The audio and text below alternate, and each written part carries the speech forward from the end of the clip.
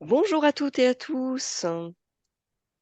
Bienvenue dans ce webinaire. Je vous laisse rejoindre donc la salle de webinaire et voilà. Merci beaucoup. Merci pour votre présence ce matin dans le cadre du cycle de webinaire organisé par le CIDJ sur la découverte des métiers.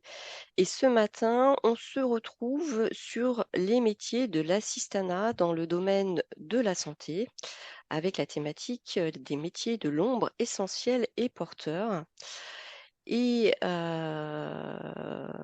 voilà, donc ce webinaire est organisé avec le groupe, le réseau d'écoles, pardon, Calisco et également les écoles ESAD et avec notre intervenante que je vais avoir le plaisir de laisser se présenter plus en détail tout à l'heure, qui est Yannick Gazin-Fougeron, qui est directrice générale de l'ESAD ainsi que du réseau d'écoles Calisco. Voilà.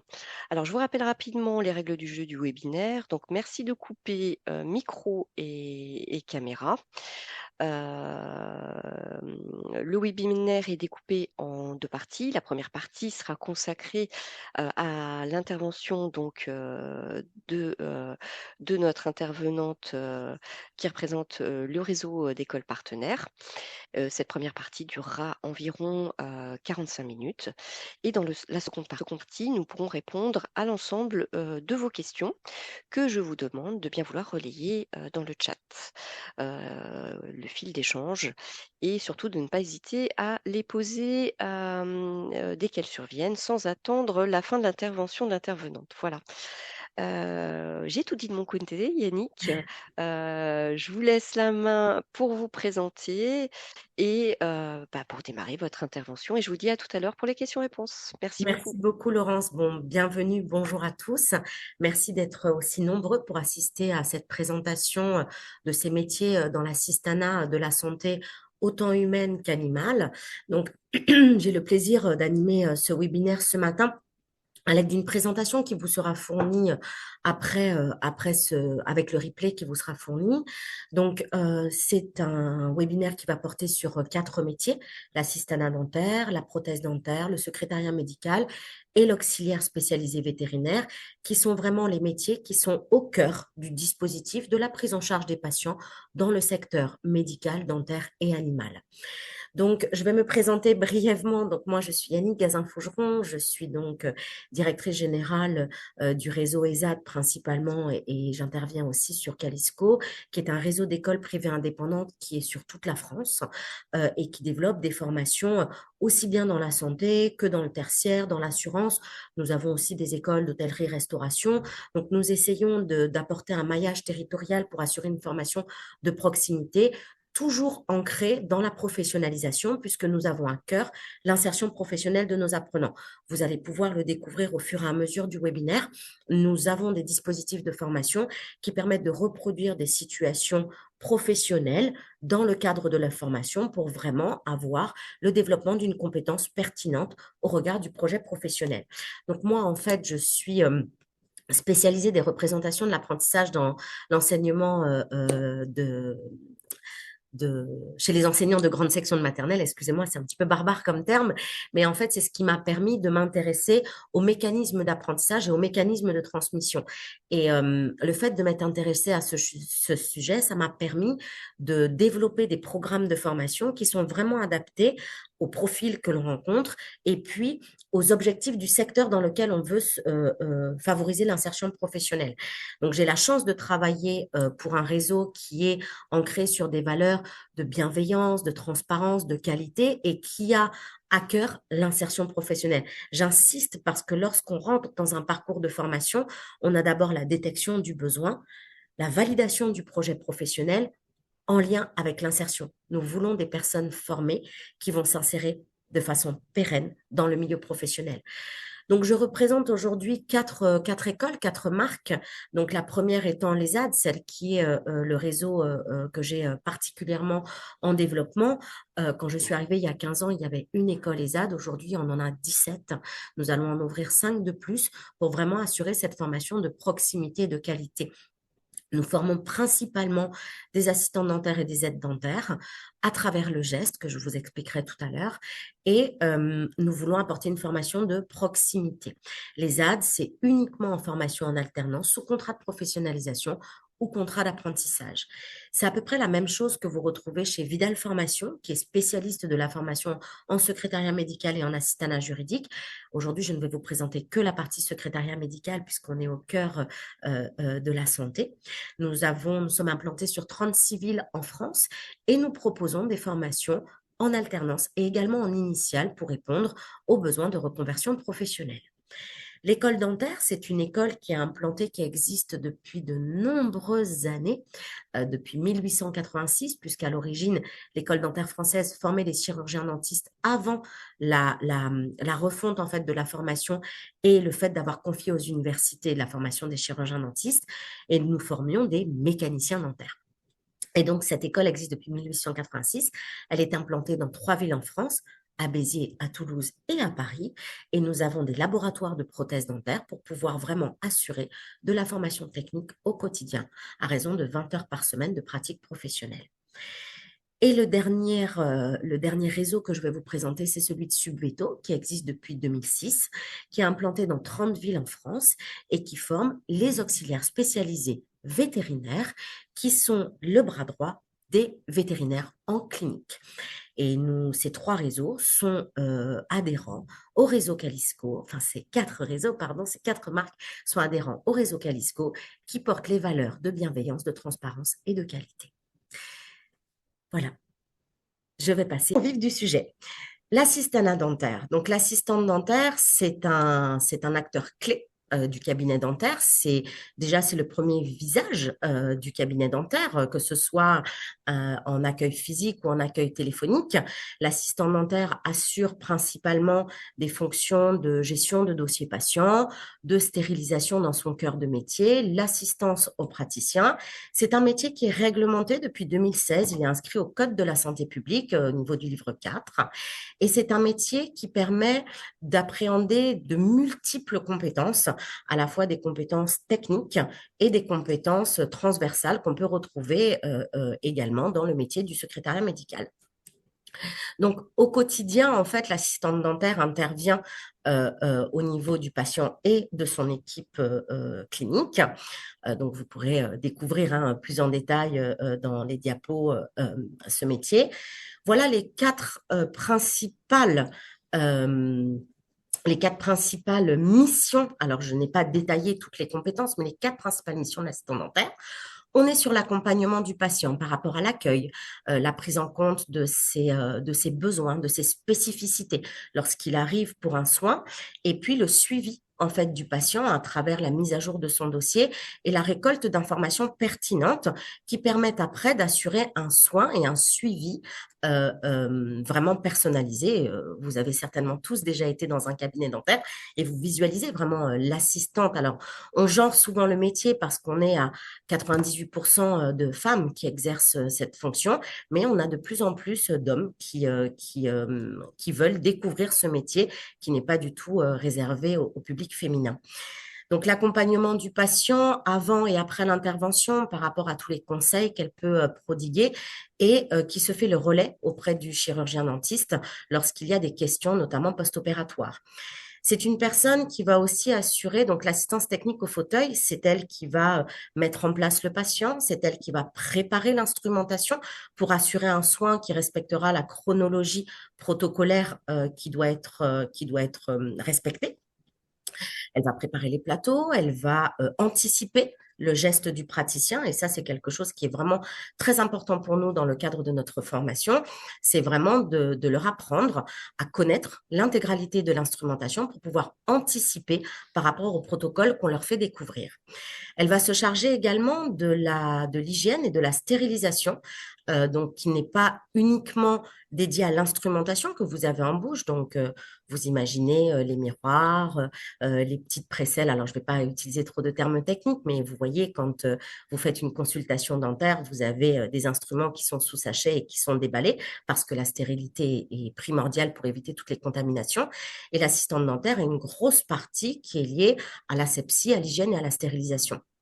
Et puis, elle va avoir toute cette fonction de gestion administrative et organisationnelle, notamment avec le lien avec la sécurité sociale, avec les mutuelles, avec les tiers payants, quand c'est quelque chose que le cabinet pratique. On est encadré par une loi de santé qui favorise l'accès aux soins. Et tout ça, en fait, l'assistante dentaire se fait vraiment le lien entre les différents intervenants dans le parcours de soins, donc avec les prothésistes, avec les spécialistes, et tout ça se matérialise à travers la gestion administrative du dossier patient qui est au cœur de cette relation. Forcément, pour assurer une diversité aussi importante de tâches, il y a des compétences techniques indispensables, des compétences relationnelles et des compétences organisationnelles. J'ai noté pour toutes les personnes qui sont professionnelles de l'orientation des petites notes qui me paraissent utiles pour identifier les profils qui seraient le plus à même de pouvoir suivre les formations et assurer vraiment une performance technique dans les cabinets dentaires.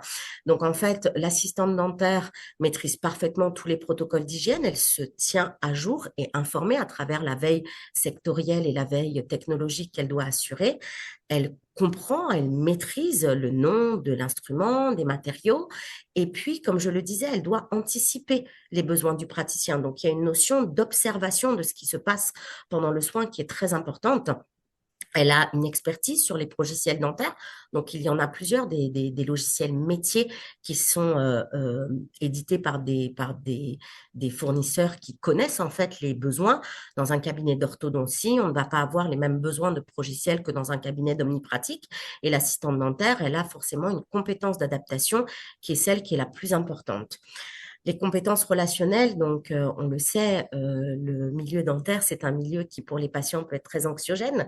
Donc il faut un profil qui soit empathique, à l'écoute, avec un sens du service et de l'accueil, puisque un soin se passe toujours mieux lorsque le patient qui est accueilli par l'assistante dentaire et par toute l'équipe dentaire, avec un accueil rassurant, pour pouvoir permettre aux patients d'être parfaitement relaxer au fauteuil et permettre au dentiste d'assurer son soin correctement. Et puis, des compétences organisationnelles, puisque dans chaque journée, il y a la partie administrative, la partie stérilisation, éventuellement cette partie au fauteuil, parce qu'on peut avoir des assistantes qui se spécialisent dans le bloc opératoire, des assistantes qui se spécialisent dans la gestion administrative, mais il faut savoir jongler entre ces différentes tâches en fonction de l'organisation de la journée qui sera marquée par l'agenda. C'est l'agenda, donc l'ensemble des rendez-vous sur une journée, qui va permettre à l'assistante d'organiser avec toute l'équipe dentaire la stérilisation en amont et en aval du soin. Et puis pouvoir aussi gérer tous les retours au niveau de la sécurité sociale, les prises en charge, les relances de la patientèle par rapport au dossier, aux documents qui manqueraient et qui permettraient pour la prise en charge des soins qu'elle soit parfaitement assurée. Évidemment, l'assistant dentaire, excusez-moi, est quelqu'un qui doit avoir une discrétion professionnelle puisque nous sommes dans un métier qui est réglementé, hein, comme je vous le disais, par le Code de la santé.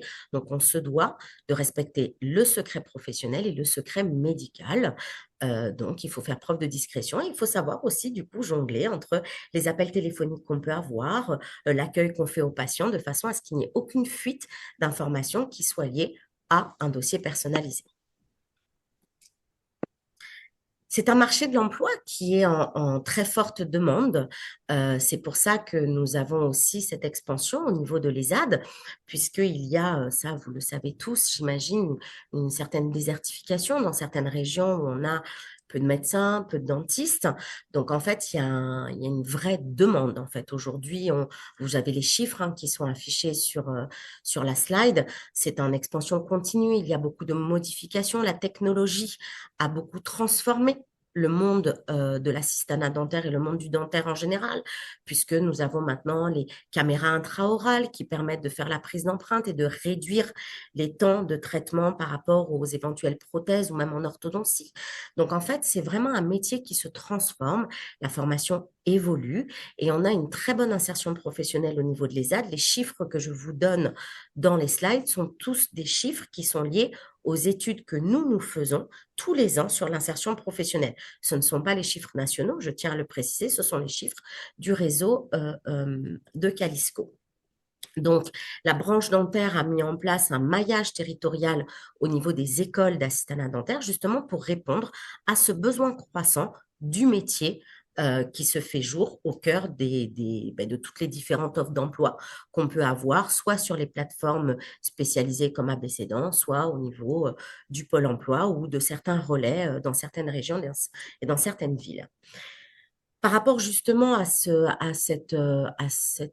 marché, je vous ai fait une slide sur le code ROM, le positionnement métier, les passerelles professionnelles qui existent pour pouvoir guider, puisqu'il n'existe pas de code ROM assistant dentaire. C'est assistante médico-technique qui regroupe tout ce que vous allez voir sur cette slide. Donc, c'est vraiment un métier qui est très intéressant pour de l'orientation. Ce sont des profils qu'on recrute à un niveau 5. Le titre d'assistant dentaire qui est inscrit au RNCP sous le code 38144 est un titre qui est réglementé donc, par le ministère de la Santé et par la branche professionnelle. C'est une co-construction de ces deux organes. Et nous, à l'ESAD, nous avons un parcours qui est professionnalisant sur 18 mois. La formation se fait à raison d'un jour par semaine à l'école, 4 jours en entreprise. Nous avons un accompagnement personnalisé qui commence depuis la demande de renseignement des candidats qui pourraient être intéressés pour découvrir d'abord ce métier et cette formation. Nous les accompagnons pour définir leur projet professionnel en amont de l'intégration dans la formation et nous les accompagnons pour la recherche d'une entreprise. Comme je vous l'ai dit, il y a tellement de demandes, c'est un métier qui est en tension, donc c'est quelque chose qui se fait très naturellement et très facilement. Nous avons assez peu de personnes dans notre structure qui sont très intéressées par l'assistanat dentaire, qui ne trouveraient pas d'entreprise. Nous sommes, donc comme je vous le disais, situés dans 17 villes en France. Et dans toutes ces villes, nous avons énormément Alors, je ne sais pas ce qui se passe sur ma petite slide. Je vois des petits coches qui apparaissent. Je ne sais pas si c'est juste chez moi ou sur votre écran, ça se fait comme ça. Donc voilà, donc nous avons un accompagnement personnalisé, nous suivons à travers des parcours d'individualisation les profils qui pourraient avoir des besoins spécifiques, puisqu'en fait, dans le métier de la formation, vous savez que les apprentissages ne se font pas de la même façon chez tout le monde. Donc nous mettons en place l'accompagnement personnalisé à travers des grilles de compétences qui sont remplies à la fois par les tuteurs et par les stagiaires. Et nous avons des chargés de relations entreprises et des assistantes pédagogiques qui sont là pour vraiment encadrer le parcours de 18 mois de formation. La formation est directement opérationnelle. Comme je vous le disais, nous avons du matériel. Chaque site de formation possède une chaîne de stérilisation complète avec l'intégralité de ce qui se retrouverait dans un cabinet dentaire, un fauteuil opérationnel, des éléments qui permettent de travailler sur la prophylaxie. Donc la prophylaxie, ce sont tous les conseils qui concernent le brossage, le maintien de l'hygiène de la bouche. Et c'est très important pour nous. Toutes nos formations sont ancrées dans le geste.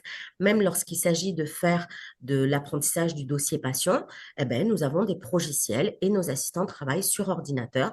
On essaie de respecter et de reproduire à l'intérieur de nos écoles les mêmes outils qui seront trouvés en clinique. Donc, c'est un métier avec un secteur d'emploi très sécurisant pour tout ce qui est orientation, avec une forte insertion professionnelle. Je pense que je termine là pour l'assistanat dentaire. Je sais que ça peut être assez rapide, mais c'est pour ça que c'est très bien qu'il y ait un replay. Comme ça vous permettra de revoir et de pouvoir préciser s'il y a quelque chose qui manquerait à mon discours. Le pendant de l'assistant dentaire, c'est le prothésiste dentaire. Donc, visualisez le monde dentaire comme au centre, nous avons le chirurgien dentiste, l'assistant dentaire qui est tout ce qui est interface avec la relation patient-accompagnement, et le prothésiste dentaire qui est un métier de l'ombre. C'est un artisan qui redonne le sourire. C'est un métier qui est technique, qui est manuel avant tout, puisqu'en fait, il s'agit de restaurer en fait les fonctions de l'appareil manducateur, donc de la bouche. La bouche, elle est faite principalement pour manger, mais on sait qu'on est dans un monde où l'esthétique est primordiale. Et le prothésiste dentaire, quand moi j'ai commencé à travailler dans ce métier, un prothésiste dentaire m'avait dit, nous sommes les faussaires du sourire. C'est-à-dire que si une bouche est réparée par un prothésiste dentaire à travers le geste du chirurgien, il faut que ça ne se voit pas. Voilà. Et c'est le summum du travail du prothésiste dentaire. C'est pour ça qu'on parle d'un métier technique, manuel et esthétique. C'est que son travail de restauration doit être invisible à l'œil nu.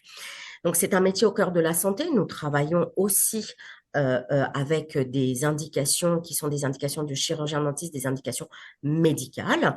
Et nous travaillons donc avec de la technique, nous travaillons dans les écoles, dans un laboratoire avec des appareils, avec des moulages où on reproduit la bouche du patient afin de pouvoir faire des couronnes, des bridges, des plaques de Halley, enfin voilà. C'est un rôle discret puisque le prothésiste n'est pas face au patient, mais il est géré par l'assistante dentaire qui lui confie justement les indications du chirurgien dentiste pour pouvoir réaliser les prothèses. C'est un secteur qui se modernise puisque, comme je vous le disais précédemment, nous avons une transformation grâce au numérique du travail du prothésiste qui avant était avec beaucoup de plâtre, avec beaucoup de matériaux qui étaient palpables. Et maintenant, on a de plus en plus de conception assistée par ordinateur avec des modélisations en 3D des bouches qui permettent d'éditer avec des imprimantes numériques les appareils qui ensuite seront coulés avec les métaux appropriés. Ce sont des missions, donc, comme pour l'assistant dentaire. Donc, on a une analyse de la prescription dentaire qui est faite par le chirurgien dentiste. Donc, c'est un métier aussi de réflexion. Le prothésiste travaille avec sa tête et avec ses mains. Il va pouvoir numériser ou travailler en analogique. Et il y a une partie de gestion du laboratoire. Comme l'assistante dentaire, la partie technique, c'est la partie qui se voit, c'est la partie qui se retrouvera dans la bouche du patient. Mais on a aussi toute la partie de gestion des commandes des chirurgiens dentistes. En général, un prothésiste travaille avec plusieurs chirurgiens dentistes, avec plusieurs structures dentaires. Et puis, il faut gérer la réception des commandes, les temps de travail et la restitution auprès du chirurgien dentiste. Il y a des fois des allers-retours par rapport à des ajustements qu'il faudrait faire, puisque lorsqu'on met l'appareil en bouche, lorsque le chirurgien dentiste met l'appareil en bouche, comme le prothésiste n'est pas là, eh bien, il peut y avoir des ajustements à faire. Donc, il faut que le prothésiste soit capable de pouvoir suivre l'intégralité des demandes de ses clients qui sont les chirurgiens dentistes et de pouvoir gérer son laboratoire également avec ses fournisseurs qui lui apportent la matière première. Donc, évidemment, vous vous en doutez, on a aussi des compétences cognitives et organisationnelles, donc avec un sens de l'analyse, un sens de la gestion du produit, des compétences techniques, il faut de la dextérité pour faire de la prothèse dentaire. Nos élèves, par exemple, commencent par faire du travail autour des fils, par exemple. Donc, en fait, c'est minutieux, c'est tout petit. Imaginez-vous une dent, c'est vraiment une échelle qui est petite. Donc, il faut avoir aussi une bonne vue. C'est pour ça que beaucoup de prothésistes finissent par porter des lunettes. Et nous avons aussi toute la partie technique auprès de tout ce qui va être conception assistée par ordinateur avec la maîtrise des logiciels. Les qualités sont moins des qualités relationnelles que des qualités intrinsèques avec de la patience, avec de l'assiduité, avec de la dextérité et aussi une curiosité qui va permettre au prothésiste de pouvoir être toujours au fait des évolutions technologiques qui lui permettront d'assurer en fait sa prestation auprès du chirurgien de la façon la plus pertinente et la plus rentable aussi, puisqu'en fait, il y a aussi toute une gestion des coûts de la matière première par rapport à la facturation qu'on fait auprès du chirurgien dentiste. Donc, pour les profils, on cherche des profils minutieux, patients, qui apprécient vraiment un travail de précision et un travail esthétique ancré dans la modernité. Dans le marché de l'emploi, on a une tension sur le recrutement. Comme en dentaire, nous avons plusieurs spécialités. En prothèse, on retrouve les mêmes spécialités. On va avoir de la prothèse dite amovible, donc de la prothèse qui se retire. Donc, vous visualisez les dentiers, et ça s'appelle des prothèses amovibles partielles ou complètes. Et puis, nous avons les prothèses qui restent en bouche lorsqu'on vous fait un implant, par exemple. C'est quelque chose que vous n'allez pas sortir de votre bouche. Donc, en fait, il y a une restructuration très importante de la prothèse dentaire à travers toute cette transformation numérique profonde. On a une insertion professionnelle qui est satisfaisante puisque nos prothésistes qui sont titulaires du bac pro ou du BTS de prothèse trouvent un emploi à 90%. Pareil pour les codes ROM. Donc là, la prothèse dentaire a un code ROM qui est parfaitement identifié avec des passerelles. Donc, on peut avoir aussi une évolution vers de l'orthèse, donc tout ce qui va être orthodontie, qui est vraiment spécifique dans le monde dentaire. Ils peuvent devenir formateurs, ils peuvent juste être gestionnaires de laboratoire. Et c'est pour ça que la formation se situe avec euh, euh, 4 niveaux. En fait, nous avons, dans nos 138 années d'expérience, eu l'occasion de former avant des chirurgiens dentistes. Et puis, il y a eu une modification de la réglementation. Les chirurgiens dentistes sont passés à l'université et les écoles de prothèses ont pu garder la formation des prothésistes dentaires qui avant s'appelaient des mécaniciens dentaires. Et donc, nous avons une formation avec un niveau auxiliaire en prothèse dentaire qui est un titre, ensuite un bac pro technicien en prothèse dentaire, puis un BTS et enfin un bachelor de prothèse spécialisé dans le numérique. La différence entre le bac pro et le BTS, qui est une différence fondamentale, c'est que dans le bac pro, on va apprendre toute la partie technique, vraiment la partie conception. Et dans le BTS, on va apprendre, on va bien sûr se professionnaliser, s'expertiser dans le domaine de la fabrication, mais on va enseigner beaucoup plus tout ce qui va être la gestion du laboratoire et la gestion de la relation avec le cabinet dentaire, apprendre à fixer des coûts, apprendre à calculer la rentabilité d'un laboratoire, puisqu'il s'agit d'une entreprise qui a vocation à faire de la rentabilité. Au niveau de l'orientation, donc c'est un métier technique, créatif, une filière qui se modernise. Nous avons une formation complète au niveau de l'école dentaire française, puisque nous proposons toutes les formations. Et puis, c'est un secteur qui est essentiel. Les populations, aujourd'hui, grâce à tous les mécanismes d'amélioration de la durée de vie, sont des populations qui vieillissent et le corps, bien sûr, avec les cellules vieillissent. Et donc, on a de plus en plus recours à la prothèse.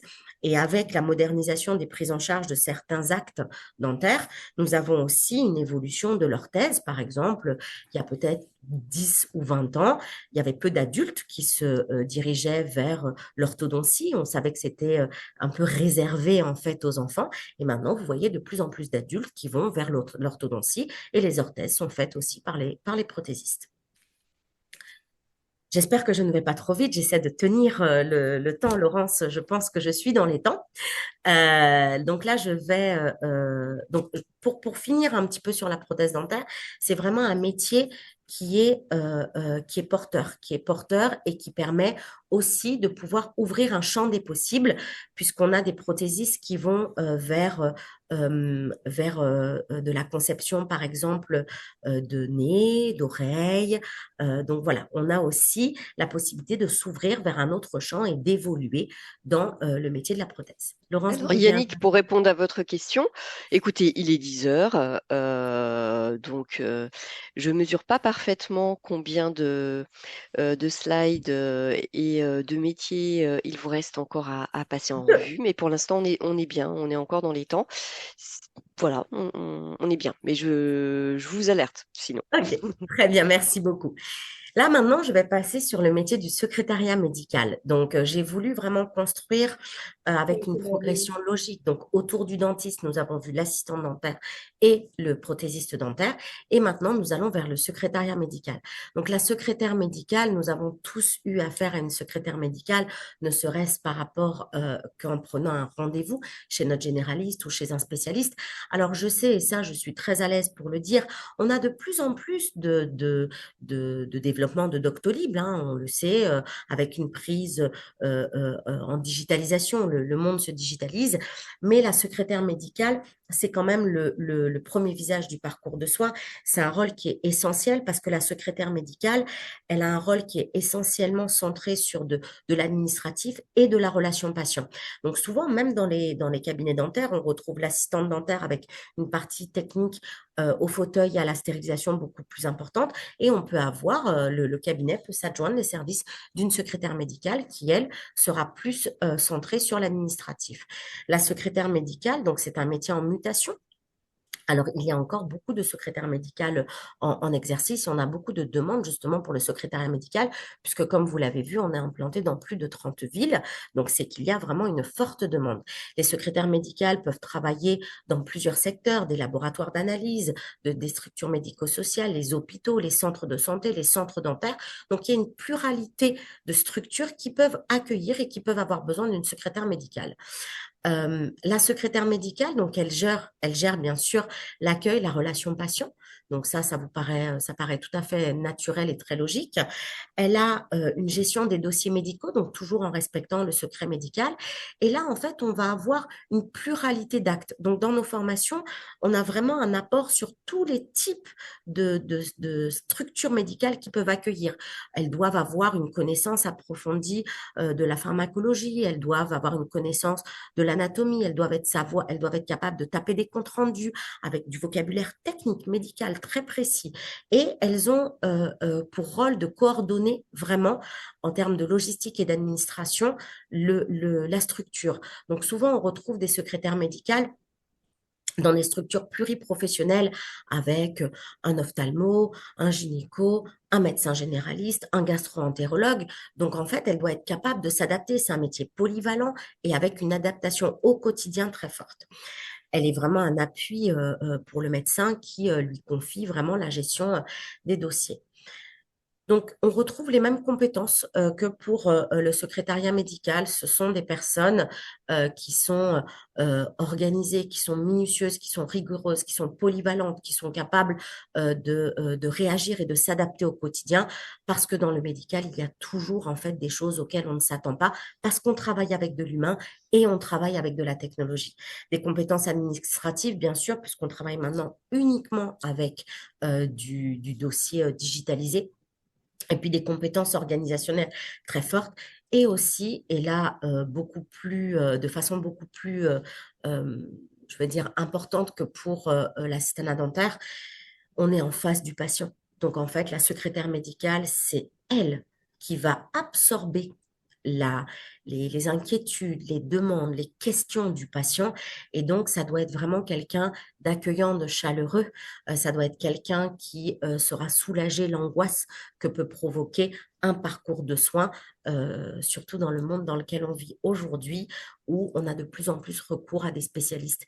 Donc voilà, elle doit être diplomate, elle doit être discrète et elle doit être vraiment dans l'accompagnement.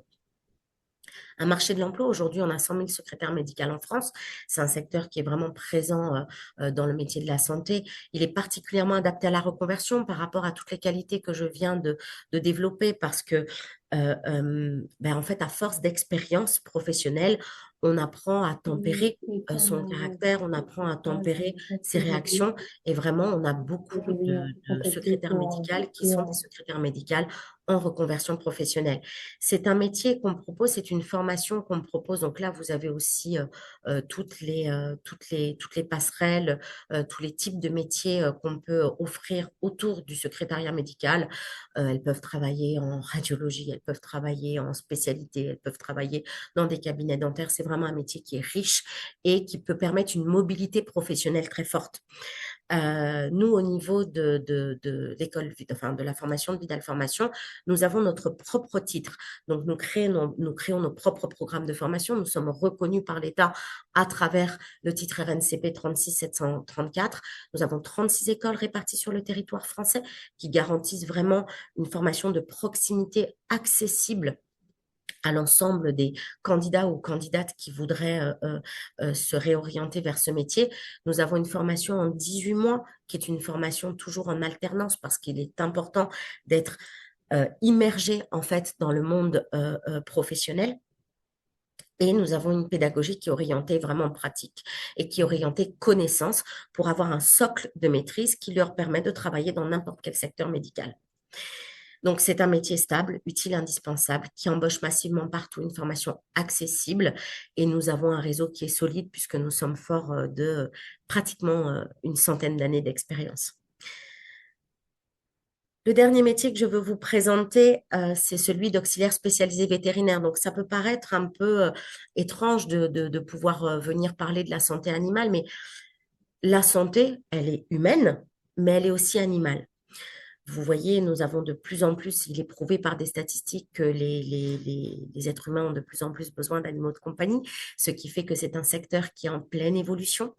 Nous avons, c'est un métier au cœur de la relation homme-animal. Alors, effectivement, ici, dans l'auxiliaire spécialisé vétérinaire, on est au cœur d'une relation avec une approche vers l'animal, qui est le patient, en fait, de la clinique vétérinaire, et puis une relation à la clientèle, qui est l'humain, qui vient apporter son animal en soins ou en suivi. Et donc, c'est un métier qui attire beaucoup de personnes qui sont passionnées en fait du monde animal, soit du rural, soit de l'urbain. Nous avons aussi le développement de tout ce qu'on appelle les NAC, les nouveaux animaux de compagnie, qui est en pleine expansion. Donc, c'est quoi les nouveaux des animaux de compagnie? C'est les serpents, les araignées, les furets. Alors, comme ça peut paraître assez étrange, mais oui, il y a de plus en plus de monde qui sont passionnés. Nous, on avait un élève à Subveto qui était passionné d'écrevisses et donc qui avait un aquarium d'écrevisses chez lui. On a des pogonas, on a des lézards, on a vraiment un développement en termes d'animaux de compagnie qui est assez impressionnant. C'est un secteur en plein développement économique.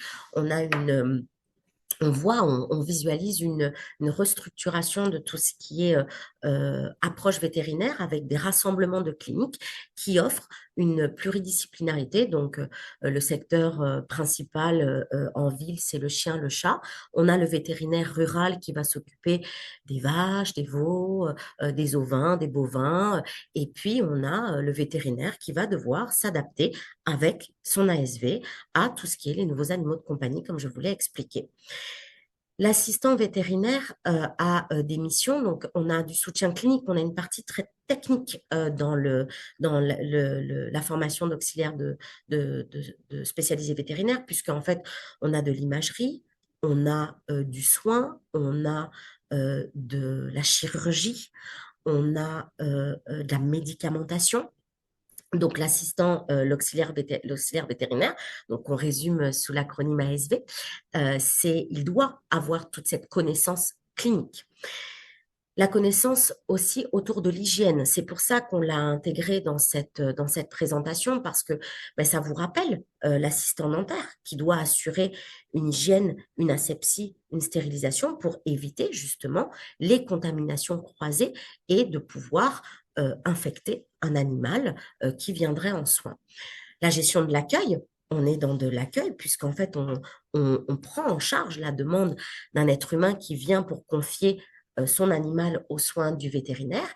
Et puis, on a toute une partie qui ressemble un petit peu à ce que je vous disais sur l'assistanat dentaire par rapport aux conseils qu'on pourrait prodiguer sur l'hygiène de la bouche. Et bien là, on va avoir aussi toute une partie de conseils autour de la nutrition de l'animal, autour de son soin au niveau de sa peau, au niveau de ses yeux. Et donc, ben, en fait, l'ASV, il doit maîtriser à la fois tout ce qui est clinique, ce qui est hygiène, ce qui est la relation à l'humain, et puis ce qui va être aussi l'administration. Parce que c'est pareil, les animaux ont des dossiers patients qui doivent être suivis. On doit y intégrer les imageries, on doit y intégrer les prescriptions que le vétérinaire a fait. Donc, c'est vraiment un métier au cœur de la santé et au cœur de la relation animale et patient. Les compétences techniques, donc je vous les ai expliquées hein, autour de tout ce qui va être vraiment la pratique médicale autour de l'animal.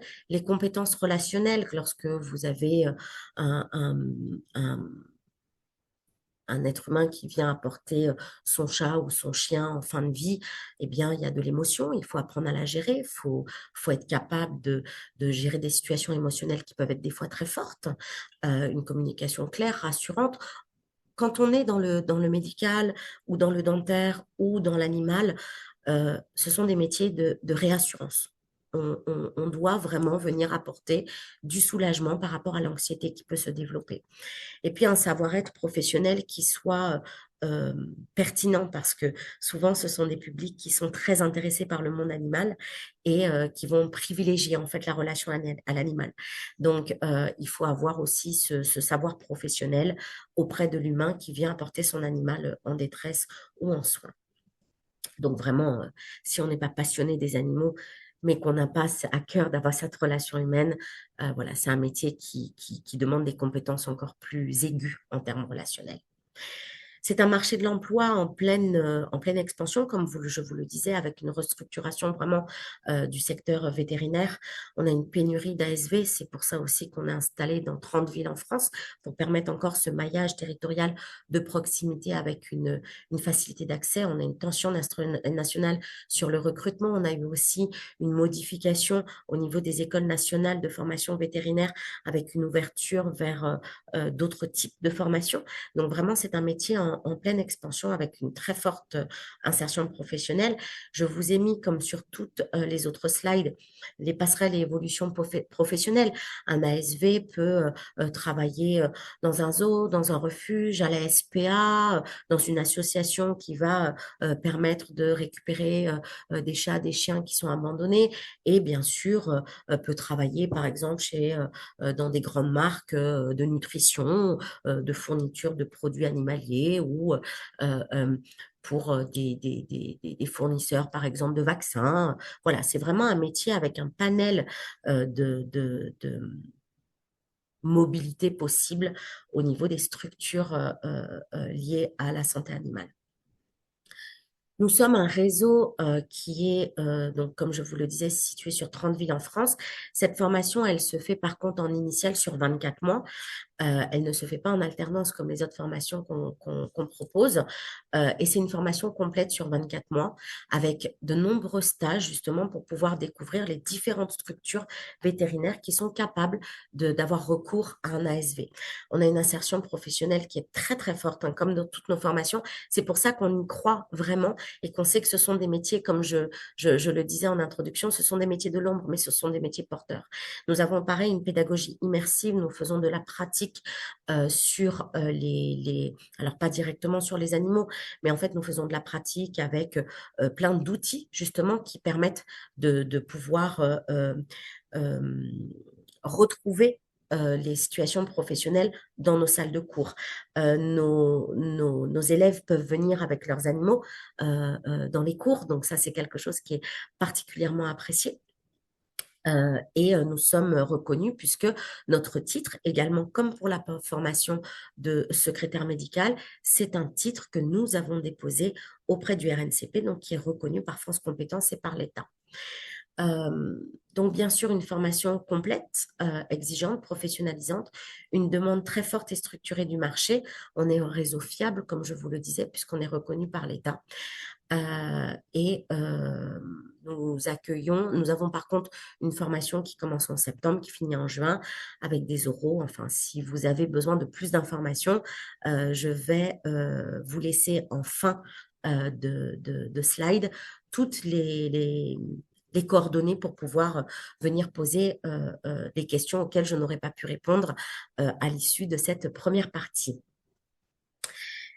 C'était important pour moi de vous montrer qu'en fait, il y a des compétences transversales communes à ces métiers. Je pense que la formation, elle commence d'abord par l'orientation. C'est ce qui est très important. Pouvoir orienter, c'est pouvoir détecter le besoin, donc soit une autodétection du besoin quand c'est nous-mêmes qui sommes en parcours d'orientation, soit que le professionnel de l'orientation puisse détecter des compétences ou des appétences fortes liées à ce secteur de la santé.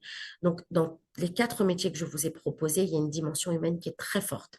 Une rigueur technique, une organisation méthodique et rigoureuse, une adaptation, ce sont des métiers où on s'adapte parce qu'on est dans de l'humain ou on est dans de l'animal, avec des urgences, avec des situations qu'on n'avait pas prévues, qu'on n'avait pas pu anticiper. Et puis, ce sont des métiers, comme on est au cœur d'un système et que ce sont des métiers de l'ombre, on est au cœur d'un travail en équipe. Donc, il faut apprendre à discuter, à travailler, à faire du lien.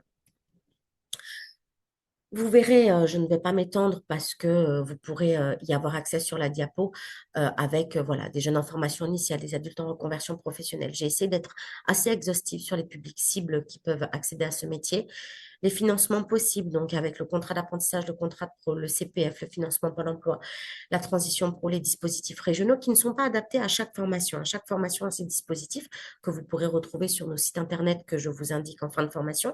Mais en tout cas, nous avons des solutions d'accès par rapport au financement. Quand la formation se fait en initiale, nous avons des bourses d'études, nous avons des prêts d'honneur que nous faisons ou des partenariats avec une banque qui nous font des prêts à taux zéro, mais 90% de nos formations se font en alternance, donc avec une rémunération pour l'apprenant.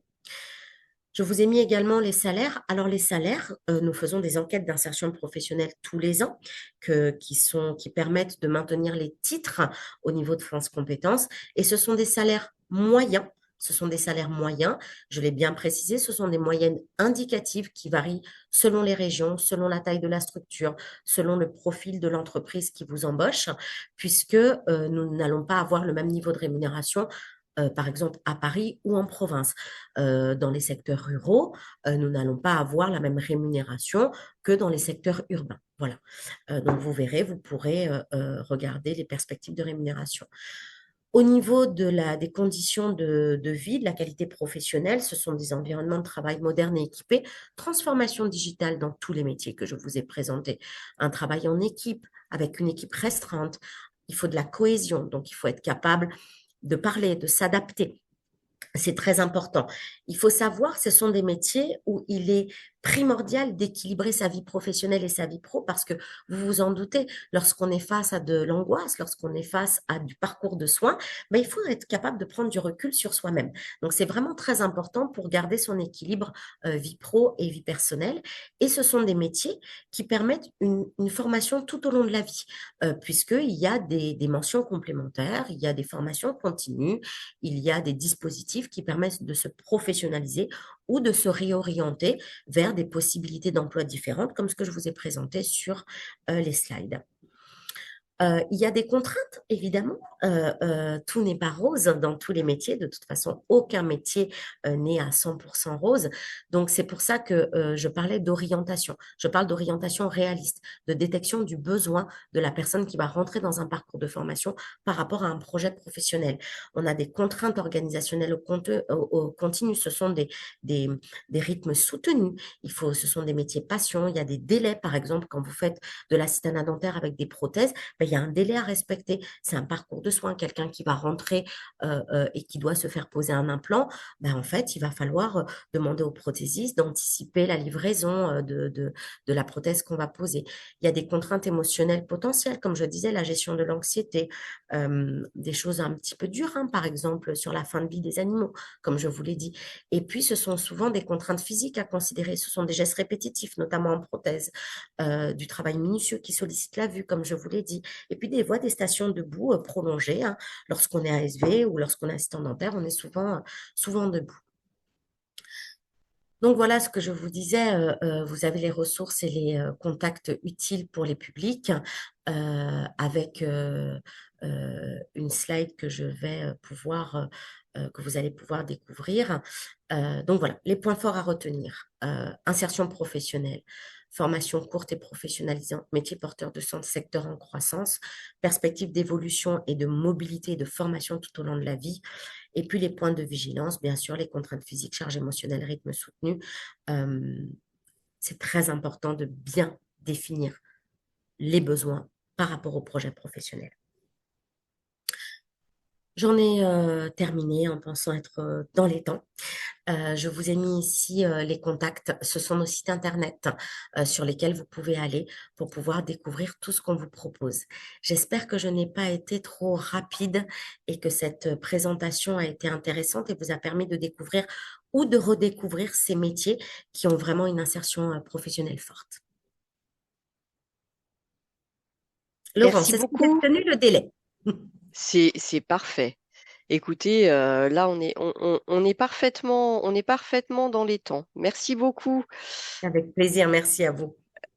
Alors, ça va être à mon tour de parler un peu, en tout cas de relayer toutes les questions qui ont été posées sans attendre la fin de votre présentation. Et bah, je remercie tous les participants hein, justement pour cette participation-là qui permettent de rendre le webinaire et ces cycles de webinaires, je dirais, aussi vivants. Alors, j'ai pas identifié de logique particulière, donc du coup, ni trop de doublons. Tout le monde a bien regardé ce qui était déjà posé sur le fil. Du coup, je vais commencer par la première question. Alors, la première question euh, était plutôt générique, on va dire, par rapport à vos écoles. Est-ce que, il y a des écoles d'assistantes dentaires sur Lyon? Je pense que c'est une question qui va être rapide à répondre. Alors, il y a des écoles d'assistants dentaires sur Lyon. Nous sommes basés à Saint-Étienne. Nous avons deux jours de formation ouverte et vous retrouverez justement toutes les coordonnées de l'école sur notre site internet. Donc, nous ne sommes pas basés à Lyon, mais nous sommes basés à Saint-Étienne. Merci Yannick. Question suivante. Toujours de la même personne, S. Thomas. Donc, je ne peux pas savoir si c'est une femme ou un homme. Merci pour votre question. Est-ce que, pardon, avant de démarrer une formation, l'apprenant doit faire un stage pour valider son projet professionnel et de formation? Alors, Alors, ce n'est pas obligatoire, mais comme je vous le disais, l'orientation doit s'ancrer dans le projet professionnel. La découverte du terrain vers lequel on souhaiterait aller est toujours un plus. Il existe des dispositifs pour les lycéens de convention de stage notamment, ou pour les personnes qui sont en recherche d'emploi de période d'immersion en entreprise, qui permettront de venir affiner le projet professionnel et de se rendre compte de la réalité du métier. C'est toujours mieux lorsqu'on veut euh, aller quelque part, mais dans n'importe quel produit. Hein.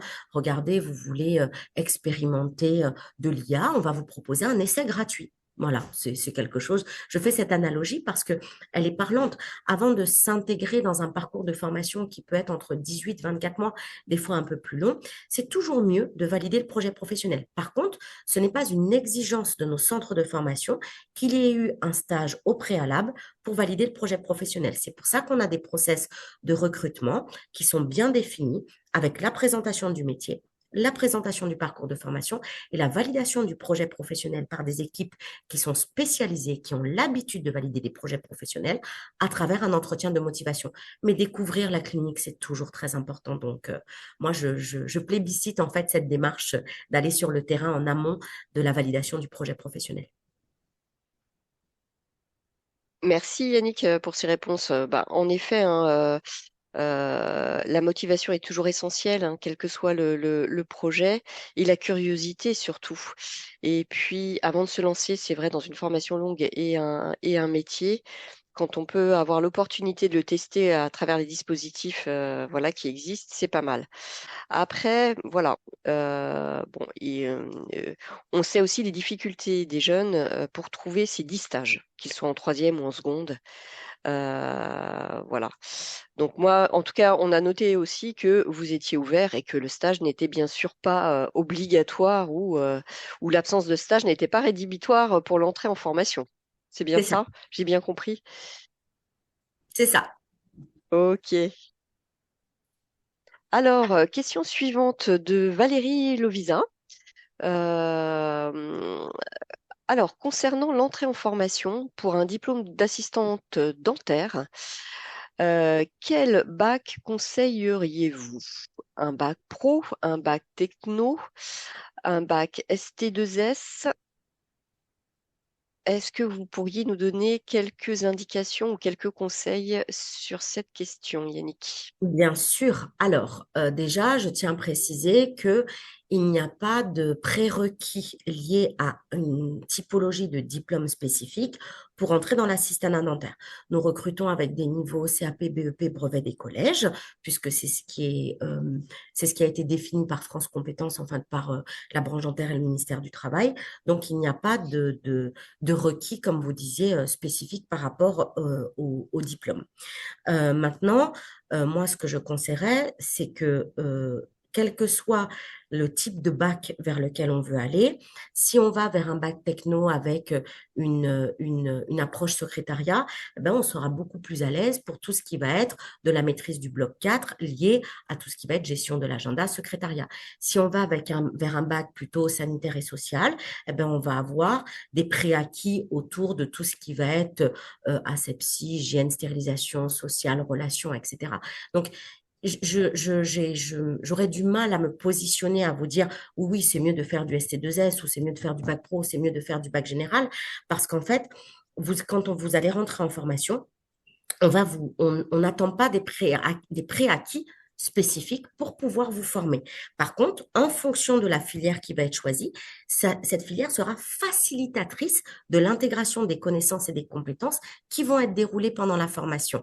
Je dirais que quand on veut travailler dans le médical, il est plus logique d'aller vers un bac qui fait déjà appel à ces compétences. Voilà.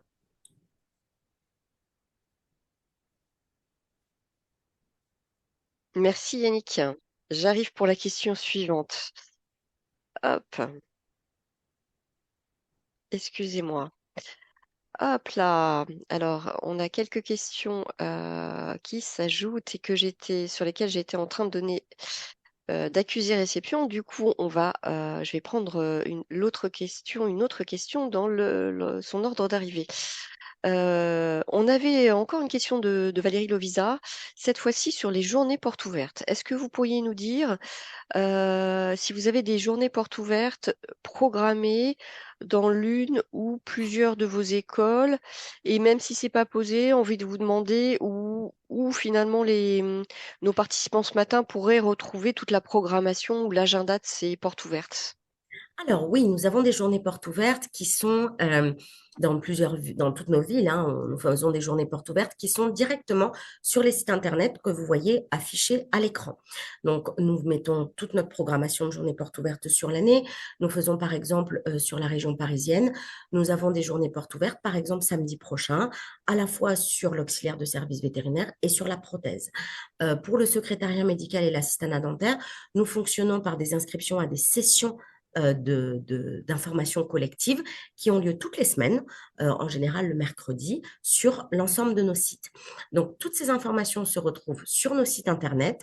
Vous tapez journée porte ouverte ou contact, vous allez dans la ville qui vous intéresse et vous retrouverez toutes ces informations. Mais oui, nous faisons des journées portes ouvertes pendant lesquelles vous pouvez rencontrer des élèves, des anciens élèves ou des élèves en cours qui peuvent justement répondre à des questions. Vous pouvez découvrir des ateliers sur la prothèse dentaire. Par exemple, on propose des immersions de venir vous faire travailler avec un crochet, avec monter une petite dent, justement pour découvrir in situ le métier. Donc ça, c'est quelque chose que nous pratiquons régulièrement et tout au long de l'année, à partir de la période des salons. Donc nous sommes aussi présents sur les salons avec à peu près les mêmes dispositifs.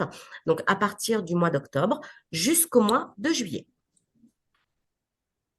Merci beaucoup Yannick. Alors justement, sur les métiers de la prothèse dentaire, je vais pouvoir enchaîner avec la question de Juliane. Merci Juliane de nous l'avoir posée. Et d'ailleurs, il y a plusieurs questions. Euh, alors, sur le métier de prothésiste dentaire, quelle qualité vous semble indispensable pour exercer ce métier? Et pour affiner sa question, Juliane nous demande si finalement ce métier de prothésiste dentaire est plus technique ou bien plus artistique ou bien un mélange des deux. Est-ce qu'il y a une dimension d'assistanat par ordinateur dans la prothèse dentaire? Donc, est-ce qu'il y a une utilisation finalement technologique et informatique dans l'exercice de ce métier? et finalement, quel est le degré aussi de, comment dire, de technologie? Est-ce que tous les cabinets de prothèses dentaires sont très avancés sur la technologie? Est-ce qu'il y a des cabinets qui travaillent peut-être encore différemment? Euh, voilà, C'est une question très, très riche. Je je vais essayer trouve d'y répondre par aussi. le mieux. Alors, par rapport aux compétences, alors oui, les compétences techniques, la dextérité, c'est primordial. Pourquoi? Parce que déjà, quand on va vous enseigner la formation, je vous l'ai dit, il y a une analyse de la problématique du patient. On va analyser et ensuite, on travaille avec le geste. Même si il y a de la conception assistée par ordinateur, on parle toujours d'une bouche réelle. Donc, il va falloir apprendre d'abord à le faire de façon analogique, si je puis dire, donc avec un moulage en plâtre, pouvoir bien regarder, avoir tous les repères anatomiques en tête pour pouvoir réaliser sa prothèse de la façon la plus pertinente possible et puis en adéquation avec la demande du chirurgien dentiste et le besoin du patient. Donc, il faut des qualités qui soient des qualités techniques, des qualités de précision, de minutie. On va dans le détail, on parle de tout petit. Une dent, c'est petit. Un crochet, quand vous travaillez sur une bouche d'enfant, par exemple, on est encore sur une taille encore plus réduite.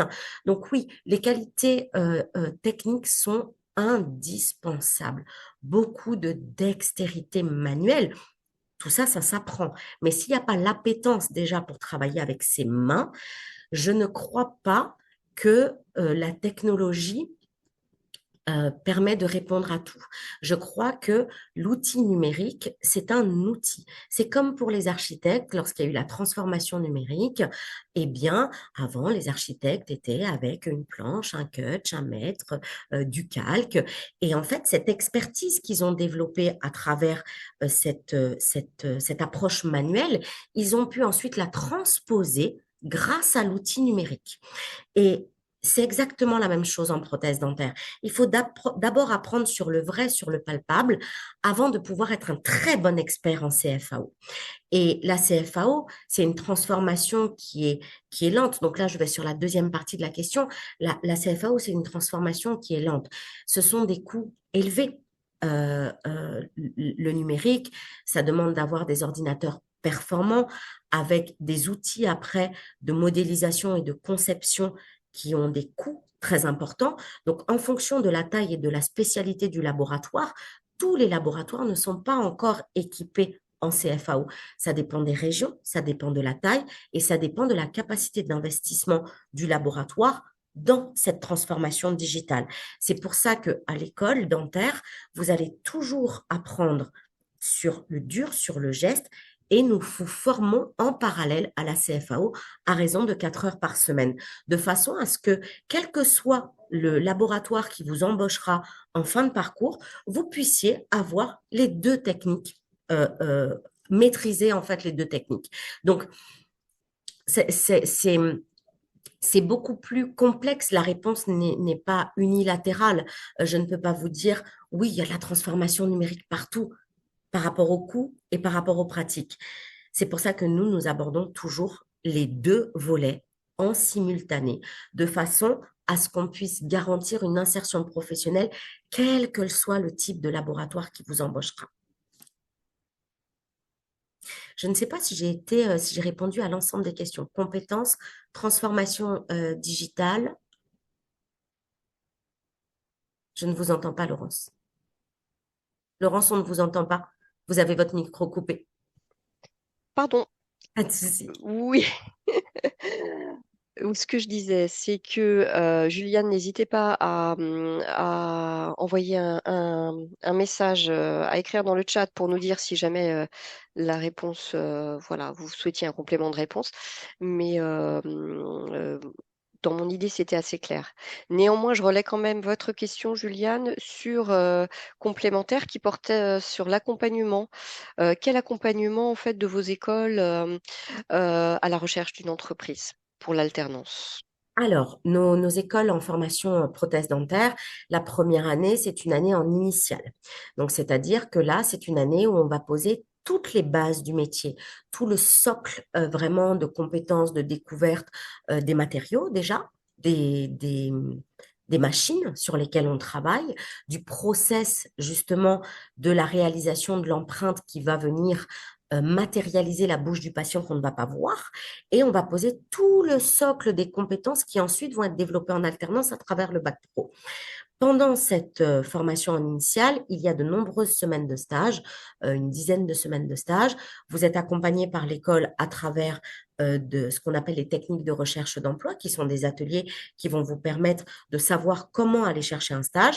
Et nos formateurs ont pour mission de pouvoir vous aider à trouver une entreprise d'accueil. C'est exactement la même chose pour l'alternance. La porte de l'alternance se fait d'abord par le stage en formation initiale. Vous êtes accompagné par des formateurs qui sont eux-mêmes prothésistes dentaires, la plupart encore en exercice. Ce sont vraiment, et que ce soit en assistanat dentaire, en secrétariat médical, en auxiliaire de services vétérinaires ou en prothèse dentaire, nos formateurs sont des professionnels du terrain. Donc, ils ont un réseau, ils ont une connaissance. Et en fonction de l'appétence de l'élève qui sera développé en première année de prothèse dentaire, ben, on va savoir si on va diriger plutôt vers un laboratoire qui va faire de la prothèse conjointe ou de la prothèse adjointe, donc la prothèse qui va rester en bouche ou de la prothèse amovible, ou on va aller plutôt vers l'orthèse, donc l'orthodontie, ou on va aller plutôt vers un laboratoire complètement numérique. Et ça, étant donné que vous avez un accompagnement au quotidien, puisqu'on a 20 heures de laboratoire pratique en première année. Donc, on est vraiment immergé dans le geste. Les professeurs définissent des profils et avec la direction pédagogique, ça nous permet déjà d'orienter le candidat vers le type de laboratoire qui serait le plus adapté à son profil par rapport aux compétences qu'il a développées et aux appétences liées à la définition du projet professionnel en amont de la formation. C'est pour ça que je parle d'orientation. Et ensuite, vous êtes accompagné pour pouvoir trouver un stage et ensuite trouver votre alternance. Nous n'avons pas sur aucune de nos structures des personnes qui voudraient faire de l'alternance et qui n'ont pas trouvé de contrat d'apprentissage ou de contrat de professionnalisation, sachant qu'on fait principalement du contrat d'apprentissage en bac pro et en BTS de prothèse dentaire. Bon, bah écoutez, ce sont des bonnes nouvelles plutôt tout ça alors. Oui, oui, l'insertion Sur le professionnelle, comme je vous dynamisme le de la disais. mise en relation voilà, des candidats et des possibilités, des facilités, je dirais, potentielles de trouver une alternance. Merci Yannick pour ces réponses. Donc, question de Sébastien Thomas, qui est référent formation en mission locale dans la région lyonnaise et qui se demandait si il serait possible que l'une de vos écoles ou centres de formation interviennent en mission locale Ah, bien pour parler sûr. justement de ces métiers. C'est une possibilité? Ah oui, tout à fait. Il suffit Très de bien. prendre contact avec moi via l'adresse mail que j'ai laissée sur la dernière slide pour que je Oui, puisse vous mettre en relation avec mes équipes du secteur. Bien sûr, nous parfait. intervenons en mission locale, nous intervenons au niveau de France Travail, nous intervenons aussi dans les forums des métiers qui sont organisés par les lycées, nous intervenons aussi dans les carrefours de l'emploi ou même dans les salons qui sont organisés par les missions locales dans certaines villes. Nous essayons justement de pouvoir proposer à ces réseaux d'accompagnement, d'orientation, notre expertise sur les formations et sur les métiers auxquels nous préparons, puisque certains nous le faisons depuis de nombreuses années. Donc vraiment, c'est quelque chose que nous avons l'habitude de faire et nous le faisons vraiment avec beaucoup, beaucoup de plaisir et d'engagement. Merci Sébastien, vous avez donc la réponse. Il y avait également dans le même registre, je dirais, une question de Valérie Lovisa, qui est en région également. Euh, Valérie souhaitait savoir si l'école, en particulier Subveto de Nice, serait intéressée pour participer, participer à un dispositif dont je vois pas, un salon, pardon, à un salon des formations en alternance organisé donc dans la région de Nice. Et donc, je répète, sa question, c'était de savoir si l'école Subveto, justement de Nice, pourrait être intéressée pour intervenir dans ce cadre, dans le cadre de ce salon. Alors oui, je pense. Alors que Subveto, comme je vous le disais, ne fait pas d'alternance sur sa formation. Néanmoins, ils sont capables de venir présenter le métier. Je me mettrai Ah, en relation. parce que Oui, d'après ce parce que que nous dit si c'est un Valérie, salon il de s'agit d'un... l'alternance, Ouais, c'est ok. pas la formation Subveto ne se fait pas en alternance. Ça se fait Ah vraiment en bah 17 sur 24 mois. C'est bon à préciser, en effet. Du coup, Valérie, à vous à voir. En effet, ça sera voilà, peut-être pas pertinent du fait que l'école ne propose pas de formation d'alternance.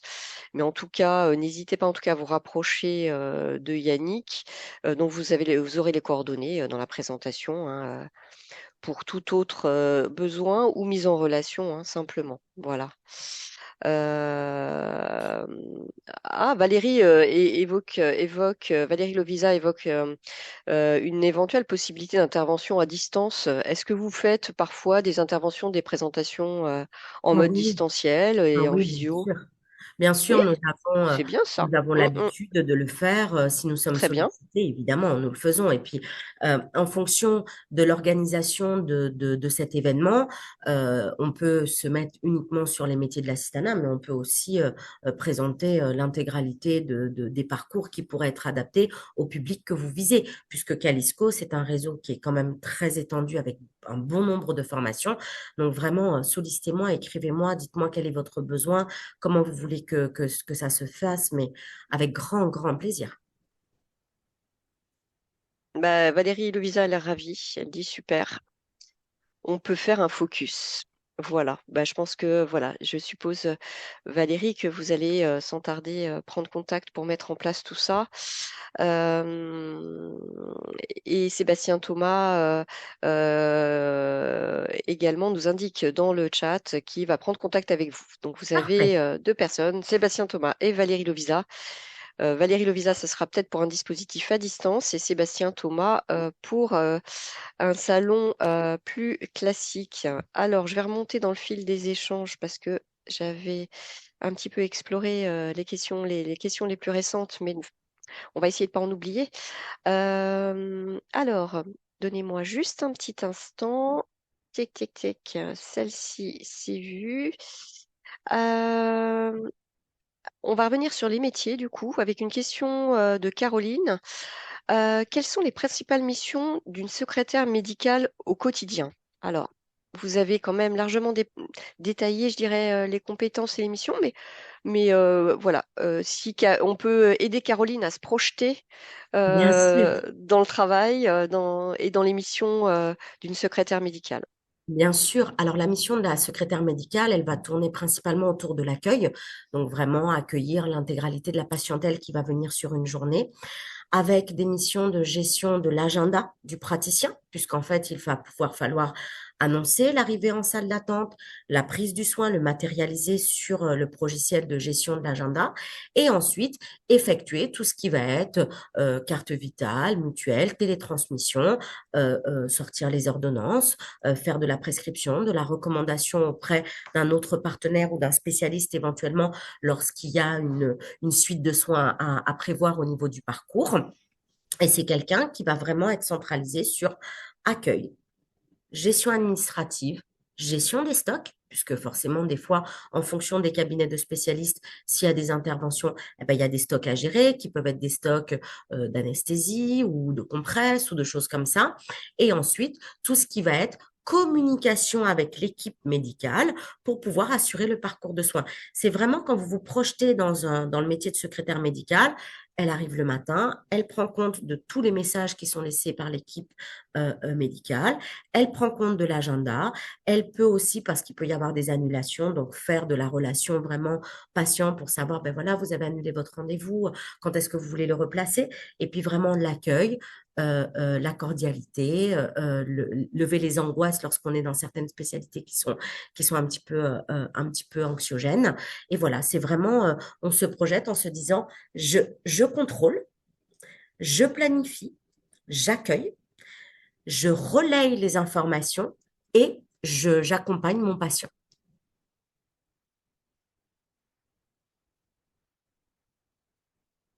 Laurence, vous n'avez pas votre micro. Laurence, vous n'avez pas votre micro. Décidément, hein. Je crois que alors, je veux pas être voilà, vous parasiter avec parfois peut-être des petits bruits ambiants qui pourraient se manifester, ne serait-ce qu'à l'extérieur. Parfois, il y a des travaux. Mais je crois que je vais le laisser ouvert, ce sera plus sage.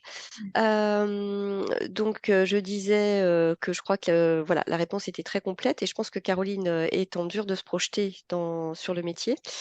Et néanmoins, Caroline, si ce n'était pas le cas, n'hésitez pas à nous le dire dans le fil d'échange. Toujours sur le métier alors non, je dis une bêtise, ce n'est pas sur le métier de secrétaire médical. On va plutôt passer au métier d'assistanat dentaire. Et en prenant la question d'Astrid, et Astrid nous demande si le métier d'assistante dentaire peut se faire autrement qu'en alternance. Et si aussi c'est un métier qui est accessible en reconversion professionnelle. Alors, la première partie de la réponse, non. Alors, la formation d'assistant dentaire ne se fait qu'en alternance. La voie d'accès qui a été choisie par le ministère de la Santé et par la branche professionnelle des cabinets dentaires, c'est l'alternance parce que justement, c'est un métier qui est au cœur de la clinique du quotidien. Donc, ça se fait en contrat d'apprentissage ou en contrat de professionnalisation, ce qui va déboucher sur la deuxième partie de la réponse. C'est pour ça que c'est tout à fait accessible en reconversion professionnelle. Parce que le contrat de professionnalisation est un contrat qui permet, qui n'a pas de limite d'âge au niveau de ce dispositif en fait de financement. Le contrat d'apprentissage étant réservé aux moins de 30 ans et le contrat de professionnalisation étant réservé, alors pas réservé aux plus de 30 ans parce qu'on peut faire un contrat de professionnalisation quand on a 18 ans, mais en tout cas, c'est un métier qui est ouvert. Le prérequis, c'est 18 ans, puisqu'en fait, vous êtes 18 ans. Pourquoi? Ce n'est pas ouvert aux personnes de moins de 18 ans, parce qu'en fait, c'est lié à toute la réglementation autour de l'imagerie médicale, puisqu'il y a des radiations dans l'imagerie médicale. Donc, en fait, on préserve le public de moins de 18 ans de cet aspect. Donc, ouvert à partir de 18 ans. Et notre doyenne qui a été formée avait 62 ans. Donc, vraiment, c'est ouvert. On a un panel extrêmement large, mais uniquement sous alternance. Et c'est quelque chose qui se fait très facilement pour vous donner une idée, en fait, de l'évolution que je vais centraliser sur l'évolution de mon réseau d'assistants dentaires. Quand je suis arrivée il y a 15 ans, j'avais donc une école avec 80 apprenants. Aujourd'hui, 17 écoles, 1500 apprenants, toutes en alternance. Donc, toutes avec une formation qui est payée par le biais des cotisations, des taxes professionnelles, des taxes diverses et variées auxquelles cotisent les employeurs et qui offre une rémunération, ce qui est parfaitement adapté à la reconversion professionnelle, puisqu'on sait qu'on a des publics qui se dirigent vers cette formation et qui sont en charge de famille, donc qui ont besoin aussi d'un revenu. Et c'est pour ça que ce dispositif qui a été pensé par la branche l'a été fait aussi par rapport au public qui vient vers l'assistanat dentaire. Oui, en résumé, c'est un secteur d'activité qui a quand même un gros potentiel de recrutement. En tout cas, les réponses que vous nous avez apportées l'illustrent parfaitement. Merci pour ces réponses. Alors, Caroline aussi, pour revenir sur le métier de secrétaire médical, est-ce que vous pourriez nous repréciser combien de temps dure la formation à 18 mois. à ce métier? 18 18 mois, c'est une mois. formation, Ok. c'est un contrat de 18 mois. La Mhm. formation dure environ 600 heures à raison d'une journée par semaine à l'école, 4 jours en entreprise et également en Ok. alternance. Par contre, la formation de secrétaire médical dans certaines de nos villes se fait par des dispositifs de reconversion professionnelle en initiale. Donc, par exemple, dans la ville de Tourcoing, on a un dispositif qui est une formation en 8 mois, uniquement en format initial. Sur Paris, on ne propose que de l'alternance parce que le public qu'on oriente a a des problématiques auxquelles l'alternance répond. Donc, c'est pareil, toutes nos écoles s'adaptent aussi au public qu'on a en face de nous. Ok, très bien. Merci. Sébastien nous demandait aussi si la formation assistante vétérinaire se fait en alternance de la même façon. Non, pas du tout. La formation On l'a vu, hein. Ouais. auxiliaire spécialisée vétérinaire se fait en initiale. Nous sommes en train de développer un bachelor qui, lui, se fait en alternance. Mais par contre, la formation Initiale est initiale est la forcément. formation veto est forcément en initiale et on l'a vu tout à l'heure à l'occasion de la question sur le salon. Euh, Question intéressante de Tiffany, qui ne va peut-être pas de soi, mais est-ce que pour être assistant vétérinaire, euh, il faut aimer. Alors, sa question n'est pas posée dans ce sens-là, donc je vais respecter, je vais pas la détourner parce que je pense que ça a un intérêt.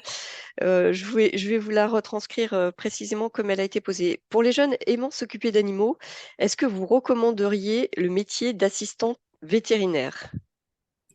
Alors oui, avec un bémol. Ouais, c'est ça, hein. C'est pour ça que Voilà, la façon dont tu as posé la question, je pense, n'est pas anodine. Ça c'est veut dire, ça. est-ce que quand on aime beaucoup, beaucoup les animaux, est-ce qu'on est en capacité aussi de supporter, peut-être, de les voir en souffrance, hein, finalement? Mm. Alors, je dirais qu'il y a deux aspects dans cette question et elle est vraiment intéressante parce que nos publics, ce sont souvent des publics très jeunes, hein, 18 ans, sortis de bac, qui ont un amour très exacerbé pour les animaux, mais qui des fois n'ont pas cet amour pour les êtres humains.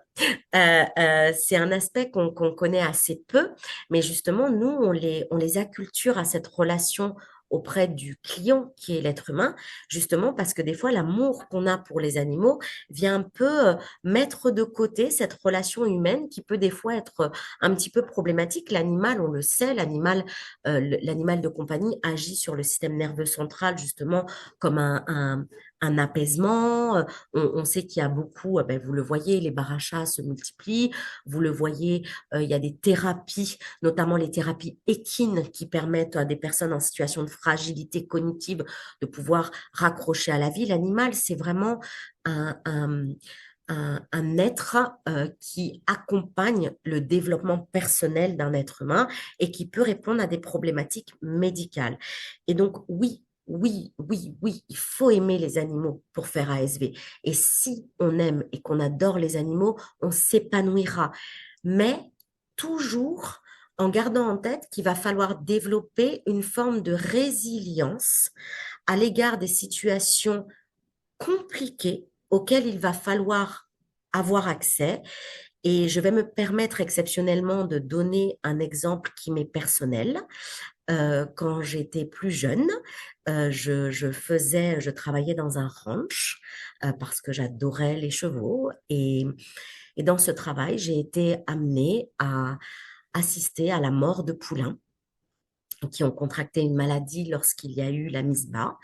Et c'est quelque chose qui m'a fait changer mon projet professionnel, justement, parce que je ne m'étais pas rendu compte de cet aspect de la mort et de la difficulté que ça pouvait engendrer dans mon rapport à mon projet professionnel.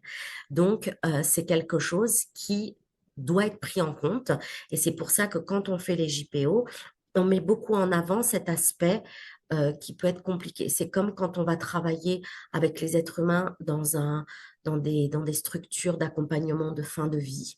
On peut adorer l'être humain, on peut adorer le soin, on peut adorer transmettre, accompagner et être présent pour rassurer, mais la mort dans le soin, qu'il soit animal ou humain, est une partie intrinsèque du métier et donc en miroir, les qualités qu'il faut avoir et le recul qu'on doit avoir là-dessus demandent une certaine maturité émotionnelle.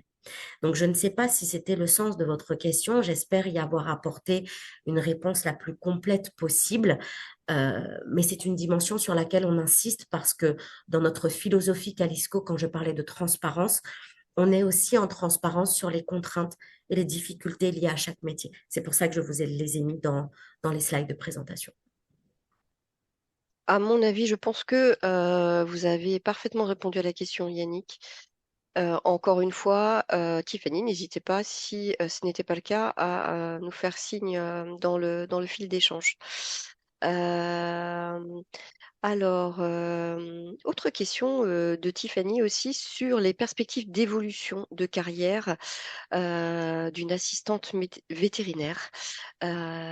Existe-t-il des spécialisations possibles?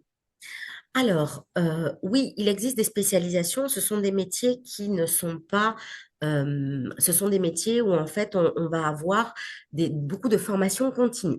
Nous avons, excusez-moi, nous sommes en train de développer un bachelor parce qu'en fait, avec la transformation du métier vétérinaire, on se rend compte qu'il y a un métier émergent qui est cette personne qui coordonne en fait, ce coordinateur ou coordonnateur, hein, les deux acceptations existent en langue française, qui vont venir coordonner le soin, mais en étant au-dessus des ASV et en fait le middle manager entre le spécialiste vétérinaire et l'ASV. Et en fait, il faut savoir que on a un regroupement qui se voit beaucoup dans le milieu vétérinaire comme dans le milieu dentaire de spécialités de pratiques cliniques. Et on a aussi une transformation de l'entrepreneuriat au niveau du vétérinaire. Avant, un vétérinaire s'installait dans une clinique. Aujourd'hui, on a beaucoup de personnes qui veulent aller vers le salariat. Ça se retrouve dans tous les métiers hein, du médical, où en fait l'entrepreneuriat est un petit peu délaissé au profit du salariat. Et du coup, ça permet de faire émerger des métiers justement d'accompagnement de ces profils techniciens experts, hein, vétérinaires, et en lien avec la clinique. Donc, ce sont des métiers qui sont en train d'émerger, qui ne sont pas encore officialisés dans les conventions collectives, donc qui n'ont pas encore de formation réglementée qui y sont associées, mais il y a des formations continues qui sont proposées par des organismes, et c'est pour ça que nous sommes en train de mettre en place le Next Step avec le bachelor. Très bien, merci beaucoup Yannick. Plaisir. Alors tout à l'heure, on a parlé de la journée type d'une secrétaire médicale, si je me trompe pas. Et est-ce qu'on pourrait faire la même chose avec une journée type d'un assistant ou d'une assistante vétérinaire? Il y a des points de similitude, je suppose.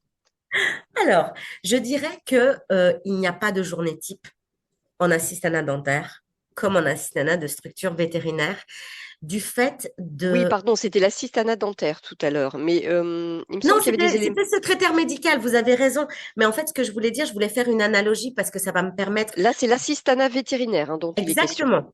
Oui, Donc, en ok. fait, comme dans l'assistanat vétérinaire, comme dans Mhm. l'assistanat dentaire, étant donné qu'on a du soin, c'est difficile de donner une journée type parce qu'en fait, on peut avoir une réorganisation de sa journée par rapport à une problématique qui sera arrivée dans un soin.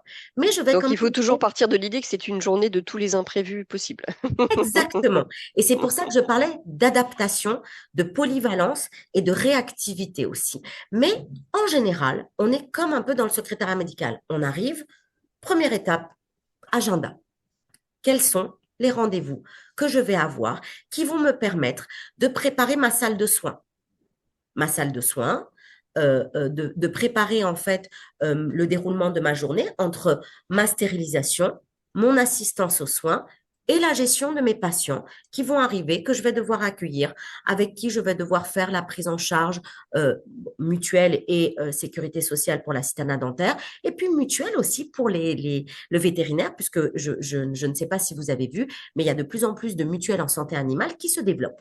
Donc, on a vraiment cette partie, j'arrive, je regarde mon agenda, je prévois mon organisation pour avoir du matériel qui soit aseptisé et qui réponde aux normes d'hygiène et de stérilisation qui sont demandées par mon secteur. Je vais organiser ma journée en préparant mes plateaux, mon soin, en coordonnant mes équipes et je vais avoir de l'accueil et de l'accompagnement aux patients. Bah là, je pense que c'est plutôt très clair tout ça. Merci. N'hésitez pas à nous dire dans le chat si vous souhaitez un complément de réponse.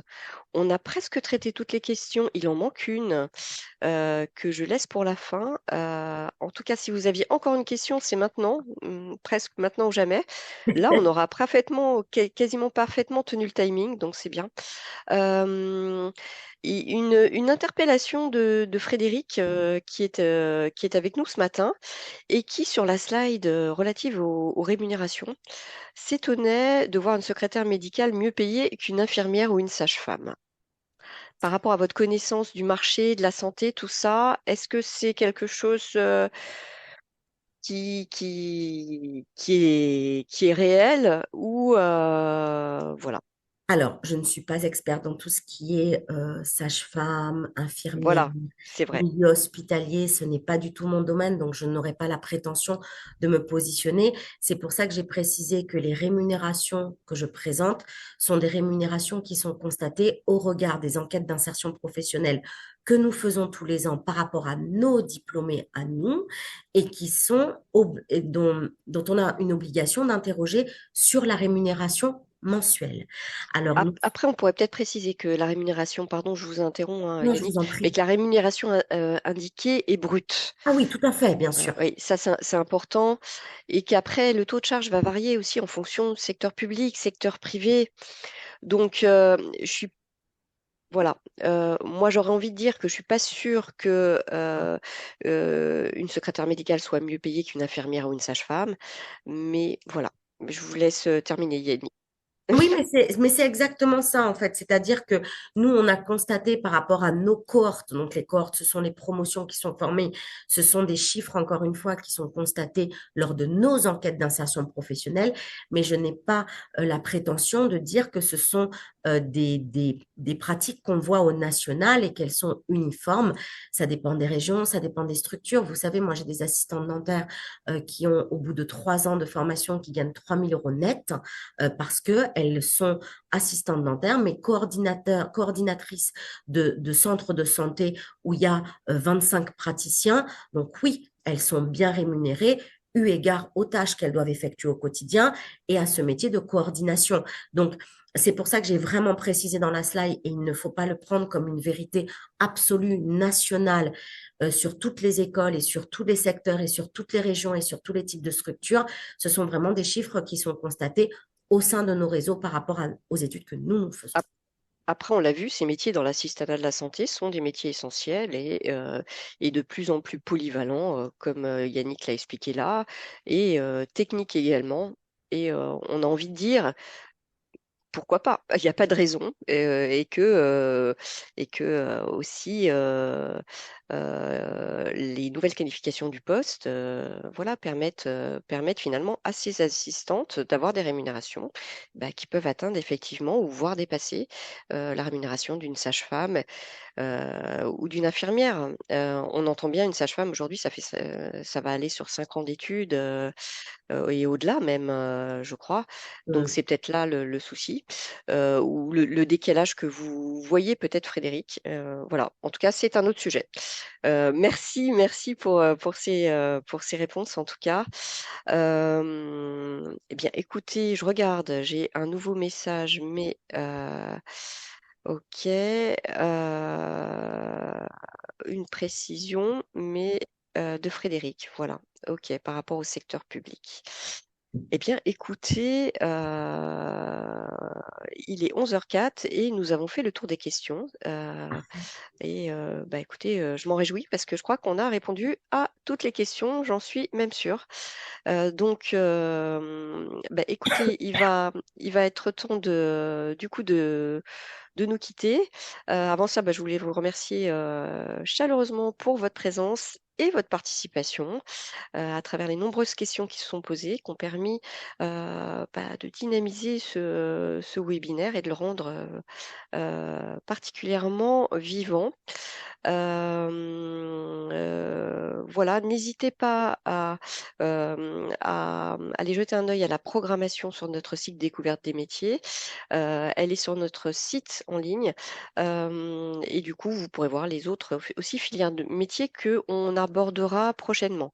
Donc, je le répète, vous recevrez le replay et la présentation de l'intervenante à l'issue du webinaire. Et voilà, je crois vous avoir tout dit. Merci beaucoup, Yannick. Merci à vous et merci Et à tous.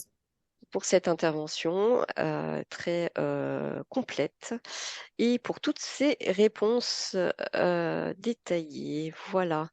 Bah, écoutez, je vous souhaite à toutes et tous une très bonne fin de journée et je vous dis donc à bientôt. Au À revoir. bientôt.